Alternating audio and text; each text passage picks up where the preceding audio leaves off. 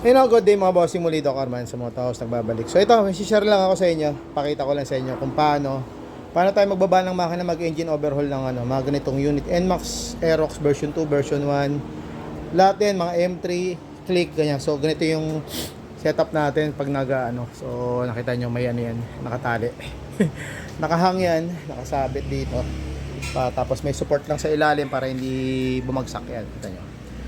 So, pinakamadaling paraan niyan para makapaghugot ng makina na wala lang magbubuhat. Baga, kailangan pagka wala kasing ganito, hindi ganiting yung diskarte. So, kailangan mo magbubuhat para mahugot lang. So, ito hindi. So, kahit mag-isa ka lang, kaya mong buhatin yan. So, shoutout sa mga alaga natin. So, ito. So, pasensya na medyo lobat na ako. Hindi ko na mabuksan yung ilaw ng cellphone. So, medyo madilim na konti. Ayan. So, ito medyo nalinis na natin. So na na natin to, engine na detailing na. Hindi na tawag engine overall, engine detailing na. So pinakinis talaga natin, pinakintab natin dahil sobrang langis. So ito yung video ng ito may clip ako ng video yun kanina, yung sa loob ng makina nito. Yan. So ito na yan. Ito na yung after na. So ito yung video ng before niya. Yan, before nung bago natin linisin. So ayan, malinis na. So ito naman yung sa kalahati. So nalinis na rin natin, tanggal na. Pati yung pinilit natin, pati yung labas yung outer. Pati yung outer pinilit natin linisin, pati yung side na to. Dahil sobrang nang lilihimahig na sa langis tapos grasa na. Ayan. So hindi na to engine overhaul, engine detailing na rin to. Kumbaga general overhaul detailing na, pati ito yung cylinder head. Yan, kita nyo. Cylinder head. So wala na rin yung mga do sa video natin, meron to mga buha-buhangin dito sa part na sa gilid. Pati itong valve cover, head cover. So ito na, nalinis na, wala na rin yung mga tanggal na rin natin lahat ng mga dumi at saka yung mga buhangin. Yan, pati siyempre yung labas sinama na rin natin para malinis na at hindi na nakakahawakan. Pag malangis, pag ginawa ka man, siyempre dikit sa kamay mo, tapos hawak ka sa ibang parts, lilipat naman yung dumi sa ibang pyesa, ganun, palipat-lipat siya. Pag madumi hinawakan mo, lilipat dito.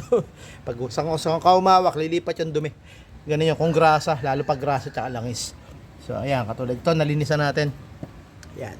So yung mga ibang parts na lang, mga mechanical parts, so yun na lang yung mga susunod ko dito. Ito lang, ito lang yung mga housing, yun na priority muna natin linisin. Hindi lang sobrang dudumi, sobrang langis. Tapos yung mga buhangin sa loob, yan. Kita nyo naman yung iba sa video na sinare ko din. So puro buhangin. At ito yung cylinder head ay black. Yan. So ito hindi na natin nilinis kasi papalitan naman ng bago to. Yan, kita nyo, ayan yung mga pa sa loob. Yung mga buhangin dito galing sa tensioner, pumasok yung buhangin. So galing sa tensioner, sinigop, papasok ng makina. Yan. So ito yung crankshaft na nasira. Yan. So may tama na yung conrad. Either kalimitan naman dito ang tinatamaan nito yung pin, connecting rod pin, tsaka yung pin bearing. Yan. So magaspang na rin yung dalawang bearing kasi nga may mga buhangin. Yan. So palit na to ng bago. Pwede naman ipa-repair pero hindi lang, opinion ko lang. Pwede naman ipa-repair pero para sa akin yung mga ganitong modelo medyo kasi ito, medyo masiselan.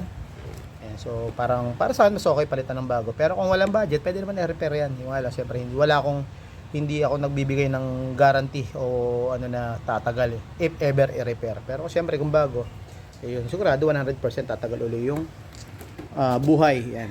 Yan. So ito, sinare ko lang sa inyo mga bossing paano tayo mag-engine overhaul ng mga ganitong unit. Mapa Aerox B1, B2, Honda Click, M3, MIUI, basta mga scooter yan. Ganyan yung sistema natin dito sa Moto House. So yun lang, ride safe sa atin lahat mga bossing. God bless. Ito si Doc Arman. Bye bye.